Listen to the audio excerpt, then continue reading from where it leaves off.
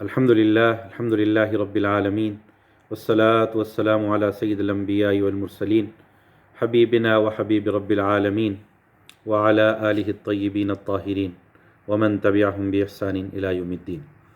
اما بعد فاعوذ باللہ من الشیطان الرجیم. بسم اللہ الرحمن الرحیم. الا بذکر اللہ تطمئن القلوب. صدق اللہ العظیم. وقال النبی صلی اللہ علیہ وسلم من لزم الاستغفار جعل اللہ له من كل ضيق مخرجا ومن كل هم فرجا ورزقه من حيث لا يحتسب. رواہ ابو داود و ابن ماجہ و احمد. شروع اللہ کے نام سے کہ جو بڑا مہربان نہایت رحم فرمانے والا ہے. قرآن مجید کی سورہ رعد کی آیت مبارکہ میں نے آپ کے سامنے تلاوت کی. اللہ رب العالمین نے ارشاد فرمایا کہ بے شک اللہ کے ذکر اور اللہ کی یاد سے دلوں کو اطمینان اور سکون نصیب ہوتا ہے. سامعین محترم، دنیا کے اندر ہر شخص پریشان ہے، بے سکونی کی کیفیت ہے. مالی پریشانیاں، فیملی کی پریشانیاں، خاندانی پریشانیاں، ذہنی پریشانیاں، نفسیاتی مسائل اور پریشانیاں، سیاسی پریشانیاں، ملکی اور بین الاقوامی پریشانیاں. ان ساری صورتحال کے اندر کون سا وہ نسخہ ہے، کون سی وہ چیز ہے جو ہمیں سکون اور اطمینان دلا سکتی ہے؟ قرآن مجید کے اندر اسی آیت کے اندر اسی حوالے سے رہنمائی کی گئی کہ اللہ کی طرف رجوع، اللہ کی یاد، اس سے دلوں کو اطمینان نصیب ہوتا ہے. اب اللہ کی یاد کیا ہے؟ تلاوت یہ بھی اللہ کی یاد ہے، نماز یہ بھی اللہ کی یاد ہے، استغفار یہ بھی اللہ کی یاد ہے، درود شریف یہ بھی اللہ کا ذکر ہے. تو جو ہمارا خالق ہے، مالک ہے، اس کی طرف رجوع، یہ ہمیں ان پریشانیوں سے نجات جو ہے وہ دلا سکتا ہے. اس لیے کہ اللہ تعالیٰ نے سکون دنیا کی کسی چیز کے اندر اٹ سیلف نہیں رکھا. اگر سکون دولت کے اندر ہوتا تو ملینئر اور بلینئر پریشان نہ ہوتے. سکون اگر بڑے گھروں کے اندر ہوتا تو محلات میں رہنے والے پریشان نہ ہوتے. اللہ تعالیٰ نے بعض دفعہ یہ چیزیں بنائیں اور یہ نعمتیں بذات خود وبال بن جاتی ہیں.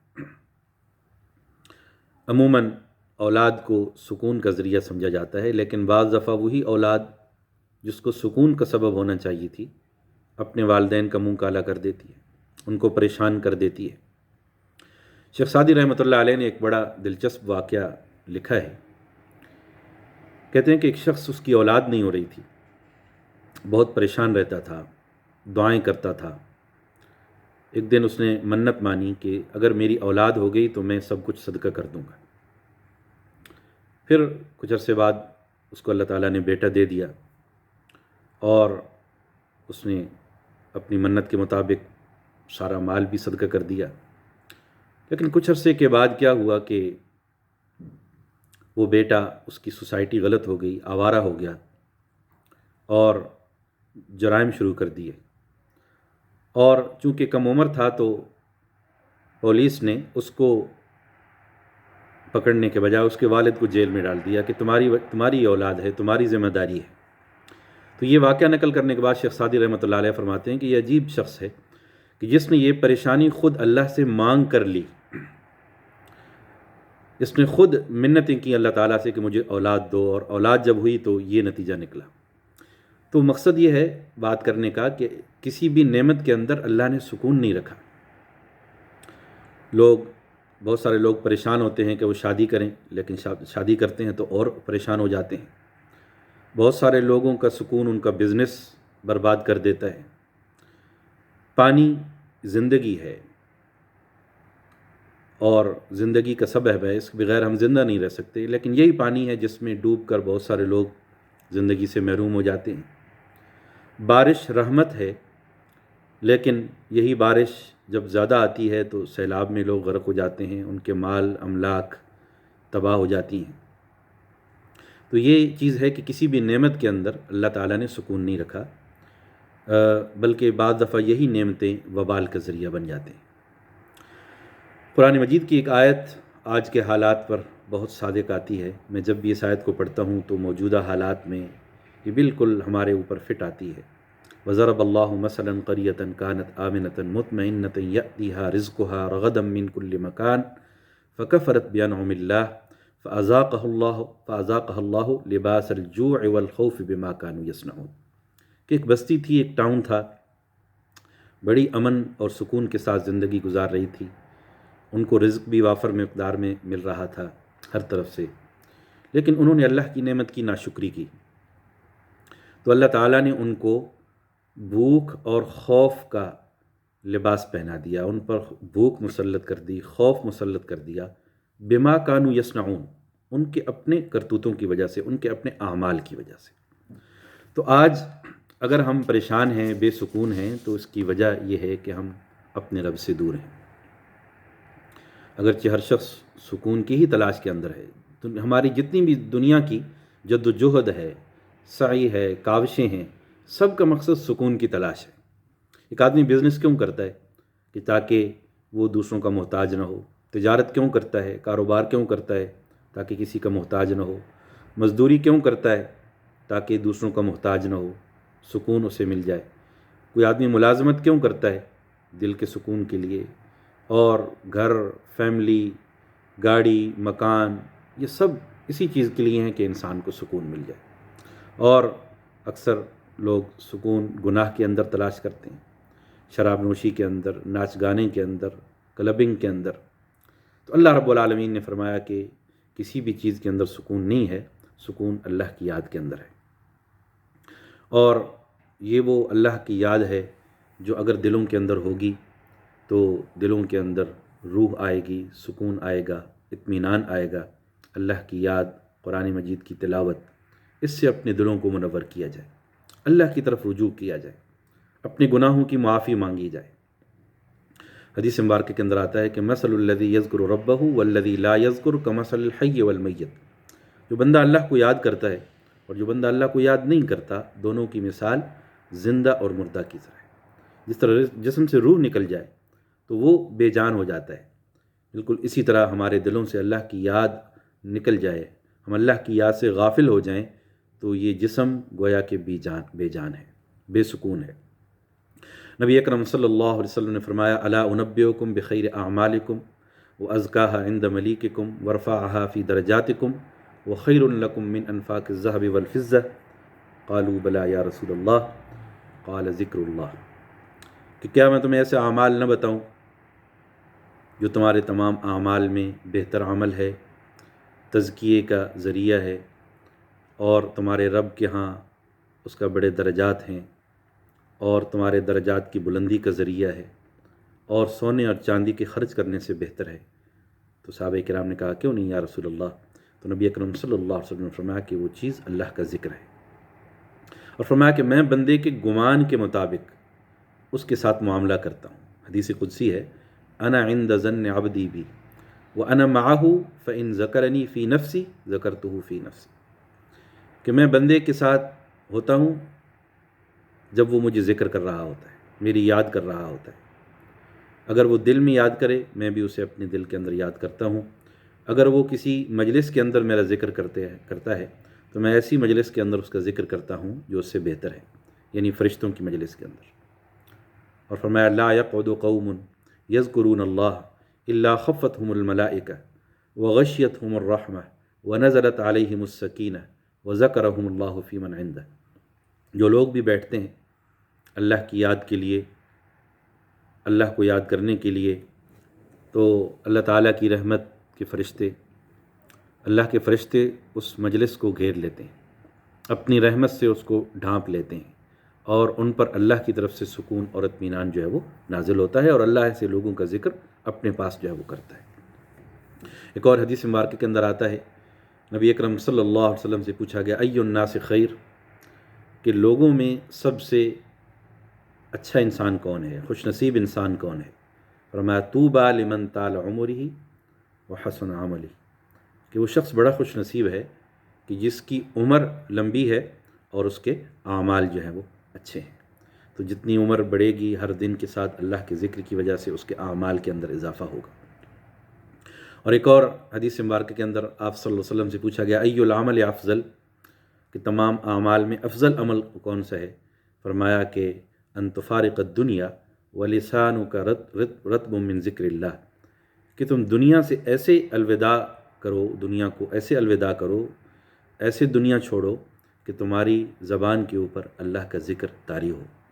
تو یہ بہترین عمل ہے، بہترین چیز ہے، ہمیں اس کی دعا کرنی چاہیے۔ اللہ تعالیٰ سب کا خاتمہ ایمان پر فرمائے اور مرتے وقت سب کو کلمہ شہادت نصیب فرمائے، آمین۔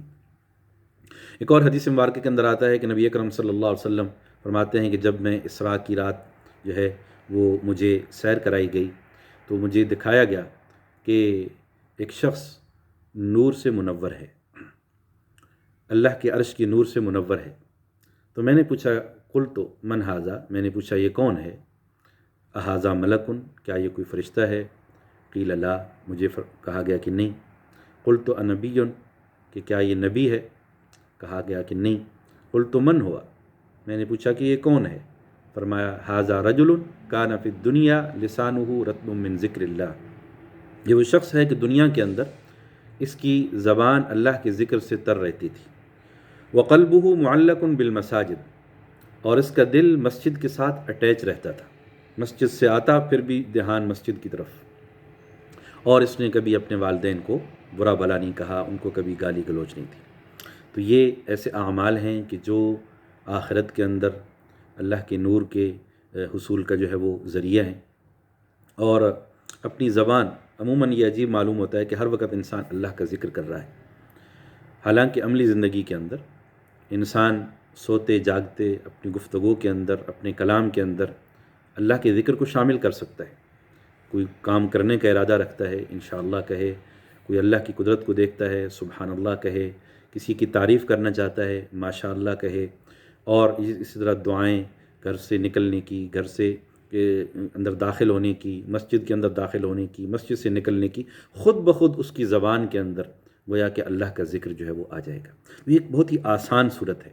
کسی آپ اپوائنٹمنٹ کے انتظار کے اندر بیٹھے ہیں، بجائے اس کے کہ سوشل میڈیا پر اپنے وقت کو ضائع کیا جائے، قرآن کی تلاوت کی جائے، قرآن جو ہے وہ اس کو پڑھا جائے، تو یہ بذات خود اللہ کا ذکر ہے۔ کوئی اور اللہ کا ذکر جو ہے وہ کیا جا سکتا ہے، کوئی اور وظیفہ جو ہے وہ کیا جا سکتا ہے، سبحان اللہ، الحمدللہ، اللہ اکبر۔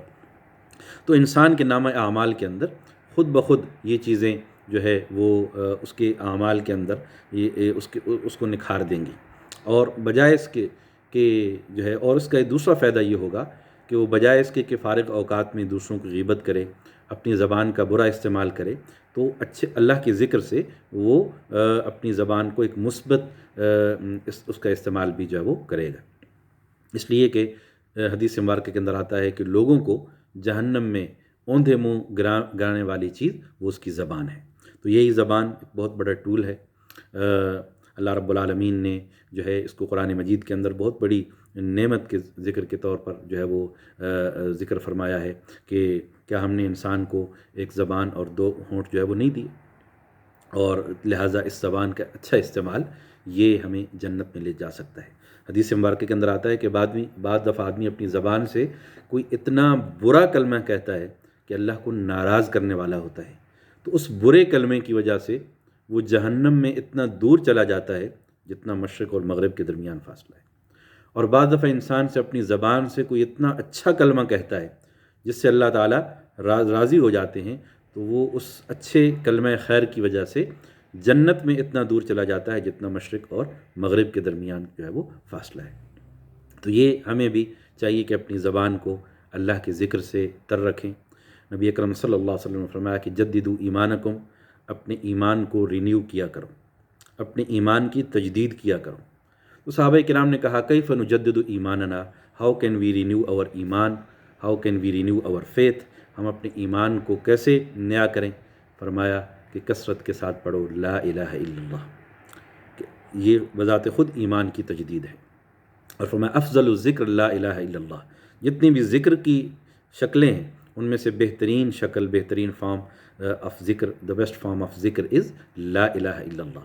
اور ظاہر ہے کہ مسنون، وظیفہ، تسبیح فاطمی بھی اس کو کہتے ہیں، اور تسبیح فقراء المدینہ بھی اس کو کہتے ہیں. مدینہ کے جو غربا تھے وہ نبی اکرم صلی اللہ علیہ وسلم کے پاس آئے کہ امیر لوگ ہم سے سبقت لے گئے ہیں کہ ہم نماز پڑھتے ہیں وہ بھی پڑھتے ہیں، ہم جو ہے باقی نیک اعمال کرتے ہیں وہ بھی کرتے ہیں، روزہ رکھتے ہیں وہ بھی رکھتے ہیں، لیکن ان کو ایک ایڈوانٹیج حاصل ہے کہ وہ اللہ کے راستے کے اندر صدقہ کرتے ہیں، ان کے پاس مال ہے اور ہمارے پاس مال نہیں ہے. تو نبی اکرم صلی اللہ علیہ وسلم نے فرمایا کہ میں تمہیں کچھ ایسے کلمات بتاتا ہوں، تم بھی اگر کرو گے تو تم کو بھی اتنا ہی ثواب ملے گا. تو نبی اکرم صلی اللہ علیہ وسلم نے ان کو یہ کلمات سکھائے، جس کو تسبیح of the poor people of مدینہ، فقراء المدینہ، تسبیح فقراء المدینہ بھی کہتے ہیں، اور اس کا دوسرا نام تسبیح فاطمی بھی ہے. تو یہ جو ہے اللہ کے ذکر، یہ اللہ کی یاد، یہ ہمارے اعمال کے لیے، ہماری آخرت کے لیے ایک بہت بہترین چیز ہے. نبی اکرم صلی اللہ علیہ وسلم نے فرمایا کلمتان حبیبتان الی الرحمن خفیفتان علی اللسان ثقیلتان فی المیزان سبحان اللہ وبحمدہ سبحان اللہ العظیم. دو کلمے زبان پر بڑے ہلکے ہیں، رحمان کو بڑے پسند ہیں، اور میزان عمل کے اندر بہت بھاری ہیں. سبحان اللہ وبحمدہ سبحان اللہ العظیم. یہ بخاری شریف کی آخری حدیث بھی ہے، مشہور جو ہے وہ حدیث ہے. اسی طرح درود شریف، آیت الکرسی، اور نبی اکرم صلی اللہ علیہ وسلم نے فرمایا الا ادلک علی کنز من کنوز الجنہ shall I not inform you about the one of the treasure of paradise. کیا میں تمہیں جنت کے خزانوں میں سے خزانہ نہ بتاؤں؟ وہی لا حول ولا قوت الا باللہ. there is no power, there is no might except with Allah. کہ لا حول ولا قوت الا باللہ، یہ جنت کے خزانوں میں سے جو ہے وہ ایک خزانہ ہے. دنیا کے اندر جب ہم زندگی گزارتے ہیں تو ایک بہت بڑا ایک غلط فہمی یہ ذہنوں کے اندر، لوگوں کے ذہنوں کے اندر یہ ہوتی ہے کہ شاید دنیا مال کمانے کا نام ہے، دنیا بیوی بچوں کے سیٹ اپ کا نام ہے، گھر کے بنانے کا نام ہے. یہ دنیا کی ڈیفینیشن غلط ہے. دنیا وہ ہے، ہر وہ چیز جو اپنے رب سے دور کر دے وہ دنیا ہے، اور ہر وہ چیز جو اپنے رب، ہمارے رب سے قریب کر دے وہ دین ہے. وہ مال بھی ہو سکتا ہے. مال عثمان غنی رضی اللہ تعالیٰ عنہ کے پاس بھی تھا، لیکن یہی مال انہوں نے اپنے رب کی قربت کا ذریعہ بنایا. عبد الرحمن بن عوف کے پاس بھی تھا، انہوں نے اپنے رب کی قربت کا ذریعہ بنایا. تو بیوی بچے انسان کے لیے صدقہ جاریہ، اولاد صدقہ جاریہ بن سکتی ہے. دنیا سے چلا جائے گا لیکن اس کو نیکیوں کا بنڈل پیچھے سے ملتے رہیں گے. کیوں؟ اس کی نیک اولاد کی وجہ سے. تو انما اموالکم و اولادکم فتنہ، قرآن کے اندر اولاد کو اور مالوں کو ایک فتنہ عموماً نیگیٹو معنوں میں لوگوں لیتے ہیں، حالانکہ یہ پازیٹیو معنوں کے اندر بھی ہو سکتا ہے کہ یہ اللہ تعالیٰ نے ایک آزمائش کے طور پر بنایا ہے. اب ہم اس آزمائش کا کیا کرتے ہیں؟ کیا اس نعمت کو نیگیٹولی یوز کرتے ہیں یا پازیٹیولی یوز کرتے ہیں؟ مثبت انداز میں یوز کرتے ہیں یا منفی انداز کے اندر اس کو جو ہے وہ یوز کرتے ہیں؟ تو یہ ہمارے اوپر جو ہے وہ ہے. تو اس وجہ سے نبی اکرم صلی اللہ علیہ وسلم نے دعا سکھائی، اللہم لا تجعل الدنیا اکبر ہمنا. اے اللہ، دنیا کو میری سب سے بڑی سوچ نہ بنانا، ولا مبلغ علمنا، اور میرے علم کا مقصد دنیا نہ بنانا، ولا غایت رغبتنا، اور میری خواہشوں کی انتہا دنیا کو جو ہے وہ نہ بنانا. وَإِذْ تَأَذَّنَ رَبُّكُمْ لَئِن شَكَرْتُمْ لَأَزِيدَنَّكُمْ وَلَئِن كَفَرْتُمْ إِنَّ عَذَابِي لَشَدِيدٌ. اللہ رب العالمین نے قرآن مجید کے اندر ایک اور چیز ہمارے لیے ذکر فرمائی ہے نعمتوں کے رسپانس کے طور پر، کہ اگر کوئی چیز ملے تو انسان اللہ کا شکر ادا کرے، اور کوئی چیز نہ ملے تو صبر کرے. شکر کرے گا تو اللہ تعالیٰ اور جو ہے وہ عطا فرمائیں گے. شکر کہتے ہیں قدر کرنے کو، اور دل سے قدر کی جائے، زبان سے قدر کی جائے، اپنے عمل سے جو ہے وہ قدر جو ہے وہ کی جائے. آنکھوں کا شکر، کانوں کا شکر، زبان کا شکر، دولت کا شکر، یہ جو ہے اللہ تعالیٰ کی یہ ہمارے اوپر ذمہ داری ہے. اور پھر نعمتیں، کچھ انفرادی نعمتیں ہیں اور کچھ اجتماعی جو ہے وہ نعمتیں. اور بہت ساری نعمتیں ہیں جو نعمتیں ہیں لیکن ہمیں پہچان ہی نہیں ہے کہ وہ نعمت ہے. بھوک بھی اللہ کی بہت بڑی نعمت ہے.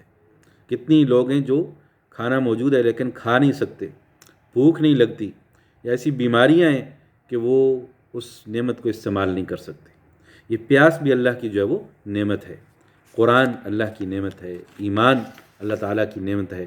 دنیا کی نعمتوں میں سے سب سے بڑی نعمت وہ ایمان ہے، اور آخرت کی نعمتوں میں سے سب سے بڑی نعمت اللہ کا دیدار ہے۔ نبی اکرم صلی اللہ علیہ وسلم ایک دفعہ صحابہ کرام کے ساتھ بیٹھے ہوئے تھے، 14ویں کی رات تھی۔ آپ صلی اللہ علیہ وسلم نے چاند کی طرف دیکھا اور فرمایا کہ انکم سترون ربکم کما ترون ھذا القمر، کہ بے شک تم اپنے رب کو ایسے دیکھو گے جیسے اس چاند کو دیکھ رہے ہو۔ جس طرح تمہیں اس کو دیکھنے میں کوئی مشقت برداشت نہیں کرنی پڑ رہی، کوئی عموماً دنیا میں جب ایک چیز کو بہت زیادہ لوگ دیکھتے ہیں تو ایک ہجوم ہو جاتا ہے، اوور کراؤڈڈ جگہ ہو جاتی ہے اور وہ لوگ اس چیز کو نہیں دیکھ پاتے۔ لیکن نبی اکرم صلی اللہ علیہ وسلم نے بڑی آسان مثال سے فرمایا کہ تم بھی اپنے رب کو ایسے ہی دیکھو گے، اتنی آسانی کے ساتھ جس طرح اس چاند کو دیکھ رہے ہو۔ اور اگر تم اپنے رب کا دیدار کرنا چاہتے ہو تو تمہیں کیا کرنا چاہیے؟ فرمایا کہ اگر تم اپنے رب کا دیدار کرنا چاہتے ہو تو تمہیں چاہیے کہ نماز کی پابندی، وہ نماز قبل طلوع الشمس و قبل غروبها۔ آپ صلی اللہ علیہ وسلم نے 2 نمازوں کا ذکر فرمایا کہ اس نماز کا پابندی کے ساتھ اہتمام کرو۔ وہ نماز جو سورج کے نکلنے سے پہلے ہے، طلوع آفتاب سے پہلے ہے، اور وہ نماز جو سورج کے غروب ہونے سے پہلے ہے۔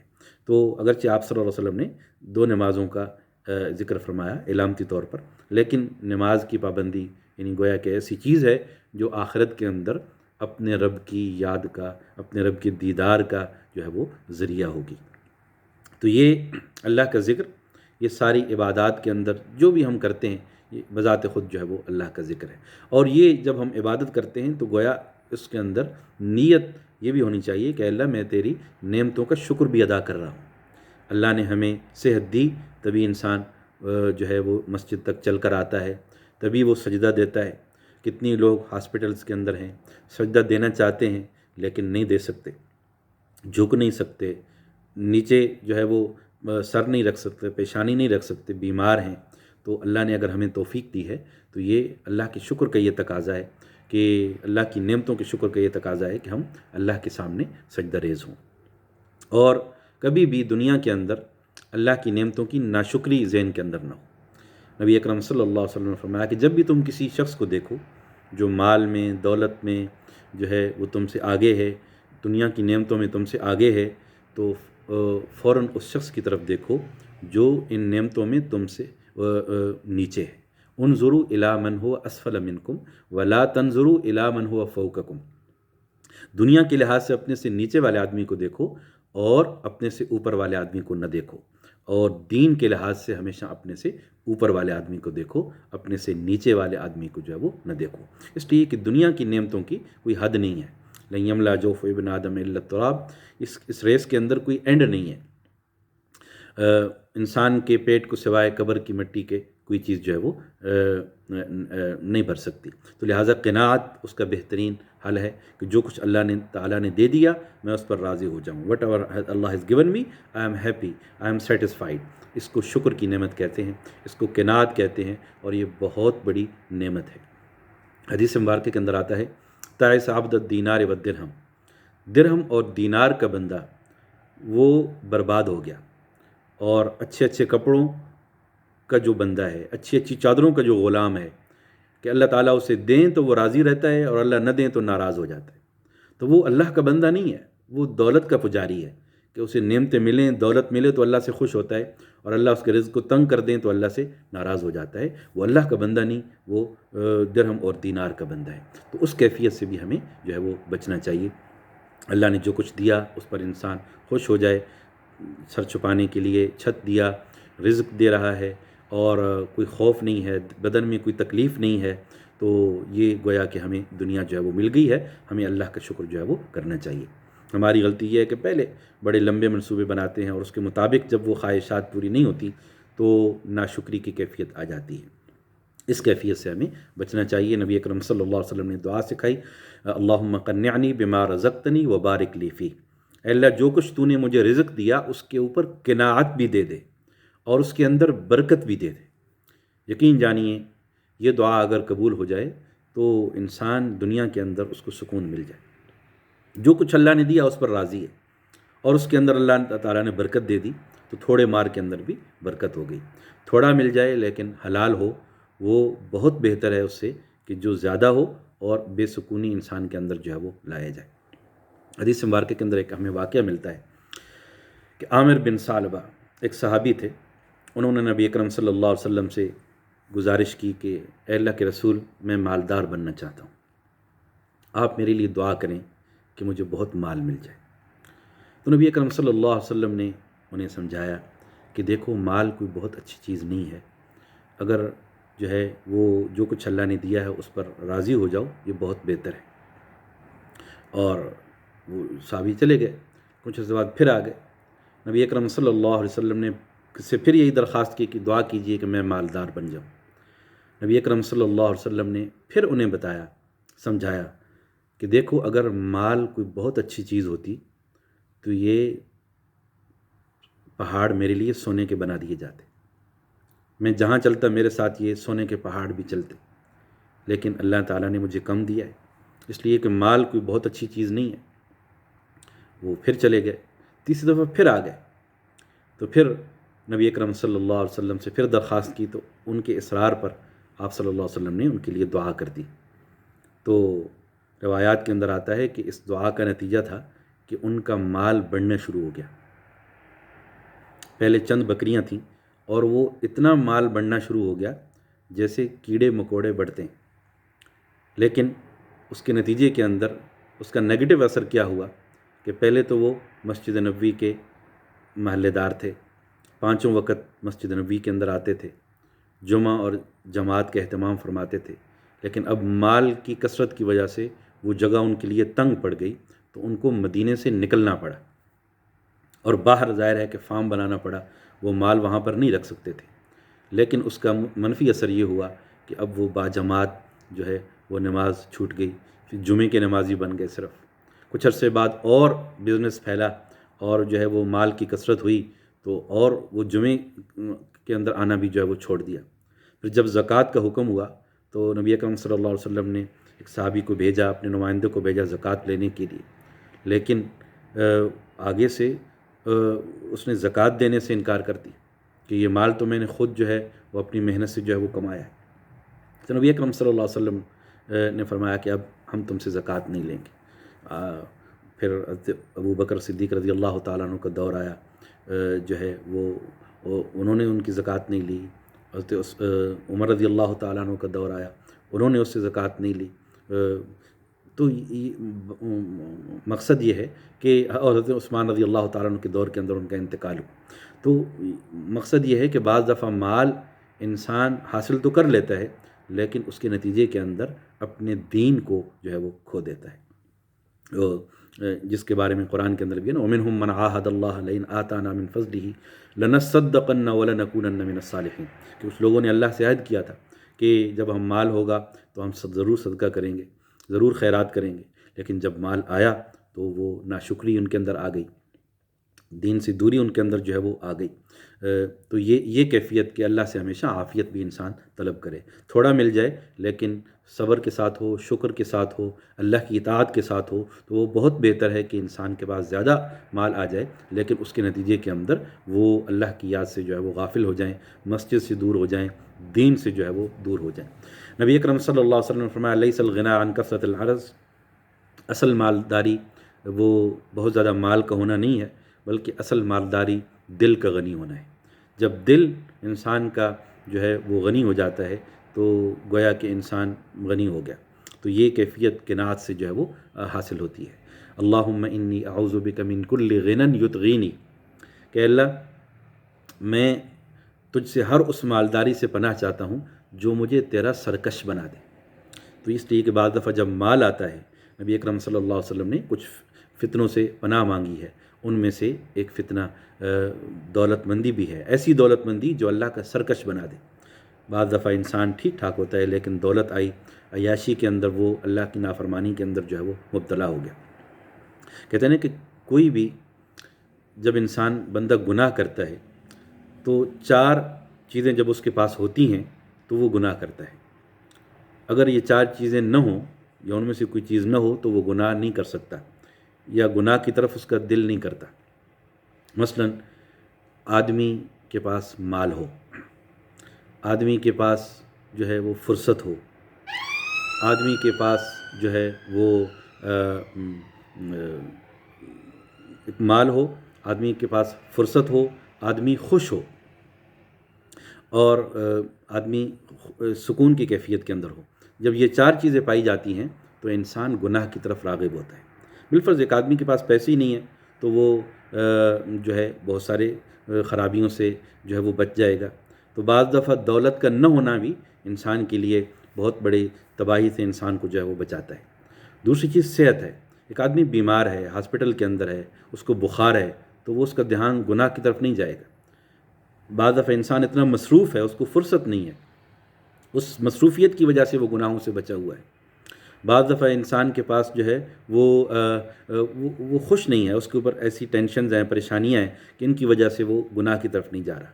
تو یہ بھی اللہ تعالیٰ کا ایک کرم ہوتا ہے کہ بعض دفعہ وہ ہمیں ان چار چیزوں میں سے کسی چیز سے محروم رکھتا ہے، جس کے نتیجے کے اندر ہم گناہوں سے بچے رہتے ہیں۔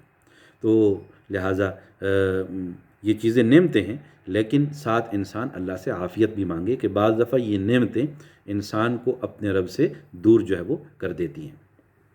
قرآن مجید کے اندر جو ہے قارون کا ذکر ہے کہ جب وہ اپنے خزانوں کے ساتھ باہر نکلتا تھا، پوری آب و تاب کے ساتھ باہر نکلتا تھا، تو کچھ لوگ رشک کرتے تھے۔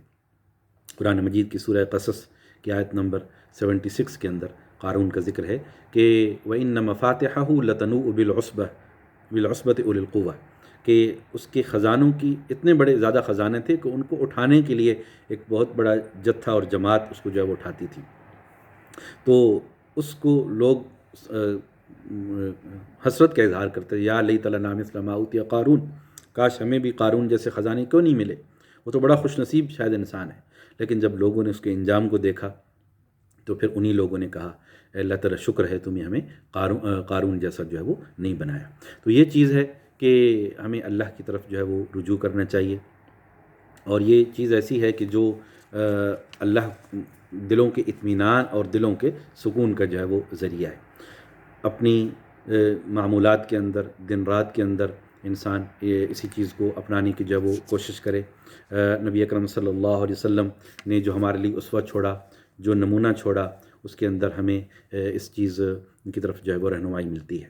دنیا کے اندر ہم دیکھتے ہیں کہ ہر شخص وہ کسی نہ کسی پریشانی کے اندر مبتلا ہے، بظاہر ٹھیک ہے لیکن زندہ لاش کے طور پہ چل رہا ہے۔ بہت سارے لوگوں کو آپ دیکھیں گے نا، بظاہر ٹھیک نظر آ رہے ہوں گے، نارمل انسان نظر آ رہے ہوں گے، لیکن آپ ان کے پاس بیٹھیں گے، ان کے دل کا حال سنیں گے تو آپ سمجھیں گے کہ یہ تو چلتی پھرتی جو ہے وہ لاش ہے۔